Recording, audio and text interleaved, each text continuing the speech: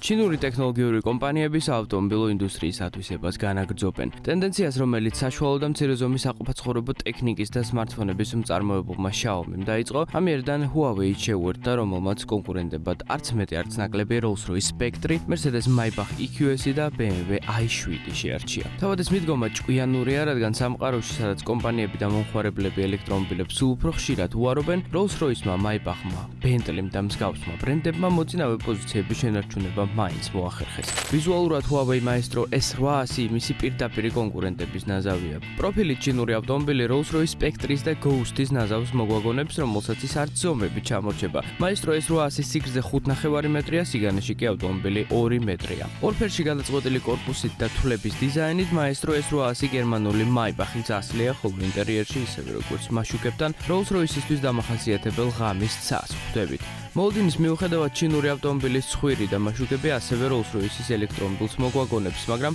რომაული პანთეონის შთაგონებულ ცხაურას ვერსად ხვდებით. Huawei-ის უახლესი პრემიული ელექტრომობილი ორი კომპლექტაციით გამოდის. სტანდარტულ Maestro S800-ში 635 კილოვატის ჯამური სიმძლავრის 3 ელექტროდულ მოტორს ხვდებით, რომელთა დახმარებით მანქანა 852 ცხენის ძალას ავითარებს და 280-მდე კილომეტრს გადის. Maestro S800-ის გაძლიერებული ვერსია ჰიბრიდულია, ხოლო ავტომობილში 2 მოტორს და 1.5 ლიტრის მოცულობის ბენზინის ძრავს ხედავთ, რომელთა დახმარებით ავტომობილი 667 ცხენის ძალას ავითარებს. ჰიბრიდული Maestro S800-ის ელემენტი 10-დან 80%-მდე სულ რაღაც 10 წუთში მოხდება, რომლის დახმარებით ავტომობილი მაქსიმუმ 370 კილომეტრს გადის. Maestro S800 ორი ჩინური გიგანტის Huawei-ის და JAC-ის ერთობლივი პროექტია. ავტომწარმოებელმა მანქანის შასი შექმნა, როცა Huawei-მ ტექნოლოგიებზე იზრუნა. შედეგად 32 სენსორით აღჭურვილი ავტომობილი მივიღეთ, რომელთა დახმარებით ბორტ კომპიუტერი გზის ტრაექტორიას, ასფალტის საფარის ხარისხს და მდგომარეობას, ამიდის სულებას და გზაზე არსებულ დაბრკოლებებს აანალიზებს, რათა მძღოლს მართვის საუკეთესო გამოცდილება, მგზავრს კი იდეალური სიჩუმე და სრულყოფილი კომფორტი შესთავაზოს.